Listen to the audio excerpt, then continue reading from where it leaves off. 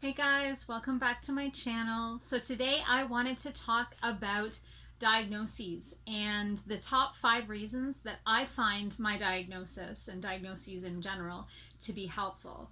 And if you like this list, be sure to subscribe and come back here next week where I will be looking at the top 5 reasons that diagnoses can be unhelpful. So the flip side.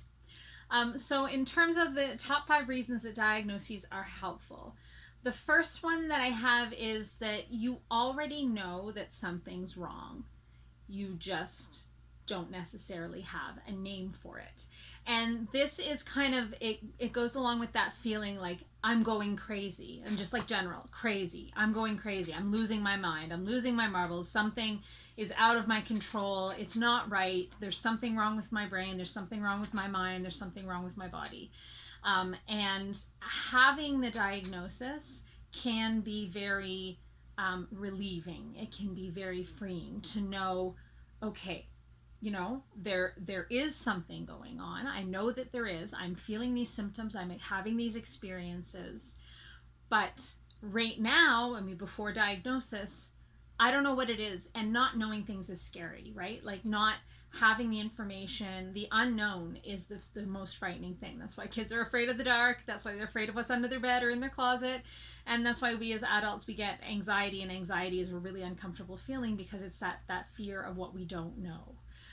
And so there's a lot of anxiety when you know there's something wrong with the way you're thinking, the way you're feeling, the way that your brain and body are working, and you just don't know why. You don't know what. You think the worst. What could it be? Is it something degenerative? I mean, you know how it is if you see a freckle that you don't recognize and suddenly immediately your brain goes to, oh my God, it's cancer. I have skin cancer. I'm going to have to get skin grafts, whatever the case is. And we do the same thing with our mental health, and we kind of, you can start obsessing over things. You can start doing mad Google searches of symptoms, but without really knowing what it is that you've got going on. It's really difficult to do that. And so that brings me to the second reason that diagnoses are so helpful. Once you've got a name for what's going on with you, you can Google it. As I say, you can Google symptoms, and if you kind of have a whole list of symptoms, you can try Googling them. But if anyone's ever tried to play Dr. Google before, it can lead you in all kinds of super highly anxious directions. So you can, I mean, a lot of psychiatric symptoms can be symptoms of a lot of things. And there's a lot of overlap among psychiatric diagnoses. And so if you put in all of the diagnostic criteria for depression, you're liable also to get up listings for anxiety as well as bipolar disorder, possibly even schizoaffective disorder, because a lot of their symptoms will overlap.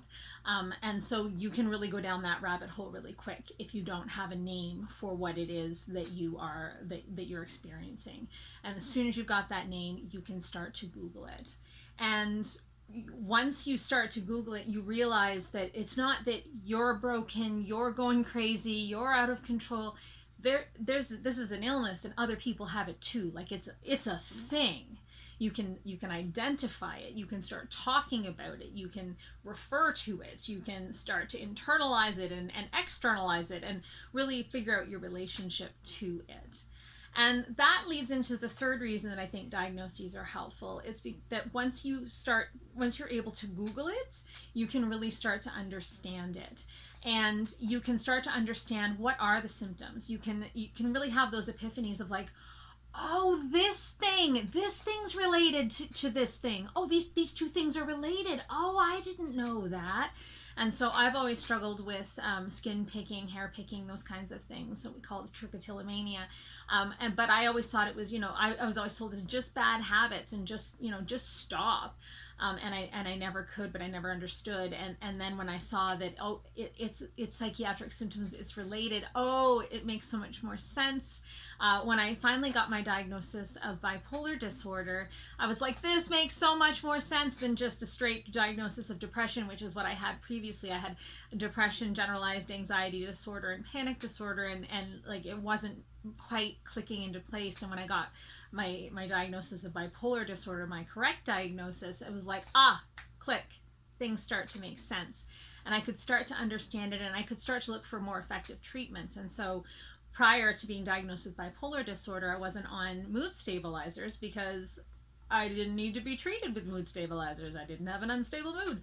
Um, and so as soon as I got the diagnosis of bipolar, myself, my doctors, everybody could be like, oh, okay, now we have different treatment avenues. Now we know that there are some things that are more likely to work than other things, and some things that are more dangerous than other things to try. And so you can really start to understand it, and your care team can start to understand it. And I know that diagnoses can be limiting, and I know that some of you right now are jumping ahead to next week's video, which is why diagnoses are unhelpful. But doctors do work on the diagnostic system. And I mean, in the States, particularly in Canada too, it's just a little bit more hidden. Insurance companies and the medical system work on that diagnostic system as well. But doctors in particular, they understand treatment options in the context of the diagnosed condition. And it's not just psychiatric care. This is the same as for physical health care. And so if your knee is sore, well, okay, is it swelling? Well, then you can put ice, you can take Tylenol or Advil, but really we need to know what is going on. Do you have a meniscus tear? Do you have joint instability? Do you have arthritis? And once we know what's going on, once we have a name for it, we can start treating it appropriately with the right medications, the right therapies, the right, casts or whatever, just crutches, whatever it is. So the same is true of like the physical health as it is of mental health. Once you have a diagnosis, it's a lot easier for a doctor to look into their toolkit and say, okay, for this diagnosis, what are the tools that we have to treat it? How can I best help? And this leads us to our next thing, is that once you have an understanding of your illness, you can find your tribe. You can find the care team that's going to help you, that's going to work for you. For psychiatric diagnoses, you can find particular therapists, for example, that do therapies that are specific or that help more often with certain illnesses than with others.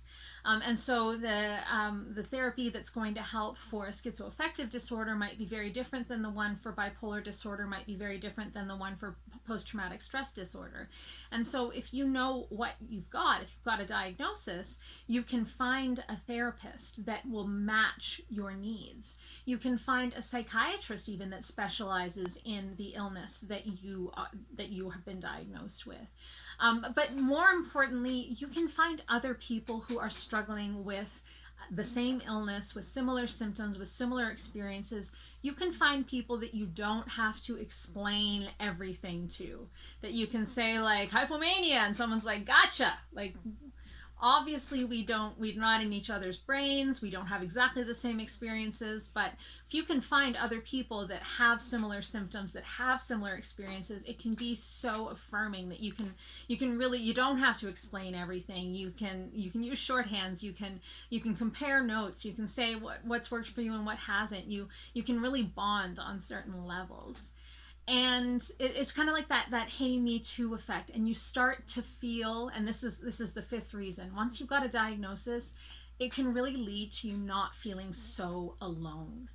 And feeling alone, it really, really boosts the ill effects of self-stigma. If you feel like you're the only one, you're going crazy, you're broken, you're diseased, you've got an illness, you will never amount to anything, you will never get out of this episode, you will never get out of the hospital, you will always be this way. I mean, it can be really easy to go down that rabbit hole when you feel like you're the only one, when you feel like you're alone in this world. And once you have got a diagnosis and you've been able to Google it and you've been able to find, support groups, other people on the internet, that on Facebook groups, on the Mighty maybe even, that have your similar illness, that share some of your experiences, and you can really feel like there's a community of people out there now more than ever. I mean, back in the day long before internet, if you wanted to find a community, you were really relegated to going to a city that had a larger hospital system or a university system and find support groups and physically go there. And for more rare conditions or conditions that are more stigmatized, it was really hard to find those support groups.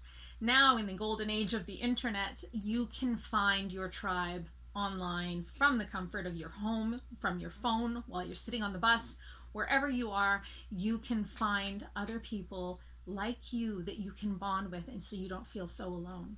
And it really helps us to crush the stigma when we don't feel so alone. We become emboldened when we have a community that we can relate to and other people that we can point to say, see, they did get out of their, last manic episode or their last depressive episode. See, there is hope for me. See, there are other therapies I haven't tried. There are things I can do. There are lifestyle changes I can make that have helped other people. And it really can help you to grow and learn about your own illness and your own body and your own needs, and have that support system that's there, and really help to crush the stigma that you're feeling against yourself.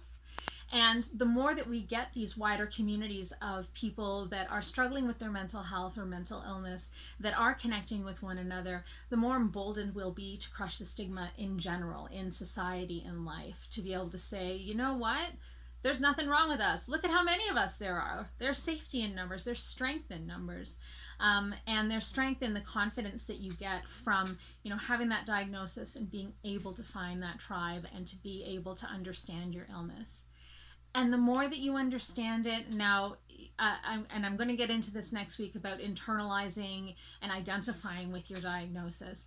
But the more that you're able to understand it, the more that you're able to understand yourself. So if you understand your illness, why your symptoms are the way they are, why you're experiencing what you're experiencing, and the ways that you can get out of it, and the ways that life can be different, you can really start to accept your illness for what it is, for the illness that it is, with the treatment options that it has and the prognosis that it has.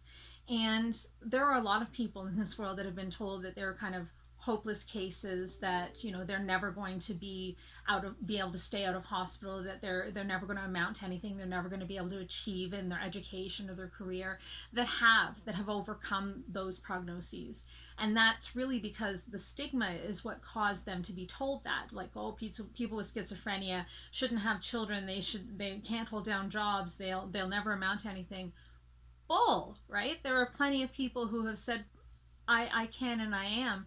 And the more that we understand and the more that we're able to find one another, the better we will be able to seize life and to be able to take on that stigma and challenge it and crush it, and make sure that other people, those who come after us, have less of a hard time. So, for these 5 reasons, I think that diagnoses can be really helpful. I know that my correct diagnosis of bipolar disorder has been really helpful to me for these reasons. But I'd really like to hear from you what you think of diagnoses, maybe even feed into what I might say next week on the unhelpful aspects of diagnoses. But do let me know if you think that your diagnosis has been helpful to you and why. So my name's Jessica Ward King. I'm also known as the StigmaCrusher, and please do remember to hit that subscribe button if you haven't already done so, and hit that notifications bell as well, so that you'll be notified each and every week when I post a video on the issues of mental health and mental illness from my twin perspectives as a person with lived experience of bipolar disorder, as well as a person with a PhD in experimental psychology. So thank you for being here with me this week, and I look forward to seeing you again next week. Take care, everyone. Bye. StigmaCrusher.